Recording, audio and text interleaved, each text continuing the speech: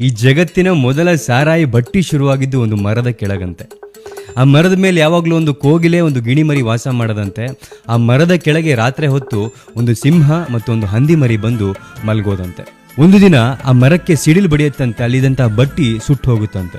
ಅಲ್ಲಿ ಹೊತ್ಕೊಂಡಂತಹ ಬೆಂಕಿಗೆ ಅಲ್ಲಿದ್ದಂತಹ ಕೋಗಿಲೆ, ಗಿಣಿ, ಸಿಂಹ ಮತ್ತು ಹಂದಿ ಸತ್ತು ಹೋಗುತ್ತೆ. ಆದರೆ ಅವುಗಳ ಆತ್ಮ ಶಾಶ್ವತವಾಗಿ ಸಾರಾಯಿ ಒಳಗಡೆ ಪ್ರವೇಶ ಮಾಡುತ್ತಂತೆ. ಸೊ ಹಾಗಾಗಿ ಒಬ್ಬ ಮನುಷ್ಯ 2 ಪೆಗ್ ಸಾರಾಯಿ ತಗೊಂಡ ತಕ್ಷಣ ಅದರೊಳಗಡೆ ಇದ್ದಂತಹ ಕೋಗಿಲೆಯ ಆತ್ಮ ಆಕ್ಟಿವೇಟ್ ಆಗಿ ಮಧುರವಾಗಿರೋ ಮಾತುಗಳು ಬರುತ್ತಂತೆ, ಸಂಗೀತ ಬರುತ್ತಂತೆ. 3 ಪೆಗ್ ಹಾಕಿದ ತಕ್ಷಣ ಗಿಣಿಮರಿಯ ಆತ್ಮ ಆಕ್ಟಿವೇಟ್ ಆಗಿ ಒಂದೇ ಮಾತನ್ನ ವಟ ವಟ ವಟ ಅಂತ ಮಾತಾಡ್ತಾರಂತೆ. ಅದೇ 4 ಪೆಗ್ ಹಾಕಿದ್ಮೇಲೆ ಸಿಂಹದ ಆತ್ಮ ಆಕ್ಟಿವೇಟ್ ಆಗಿ ಏರಿಯಾಗೆ ನಾನೇ ಡಾನು ಅನ್ನೋ ಥರ ಓಡಾಡ್ತಾರಂತೆ. ಅದೇ 5 ಪೆಗ್ ಹಾಕಿದ್ಮೇಲೆ ಹಂದಿಯ ಆತ್ಮ ಆಕ್ಟಿವೇಟ್ ಆಗಿ ನಮ್ಮ ಅಣ್ಣ ತಮ್ಮಂದ್ರು ಎಲ್ಲಿ ಬಿದ್ದಿರ್ತಾರೆ ಅಂತ ನಿಮ್ಮೆಲ್ರಿಗೂ ಗೊತ್ತು.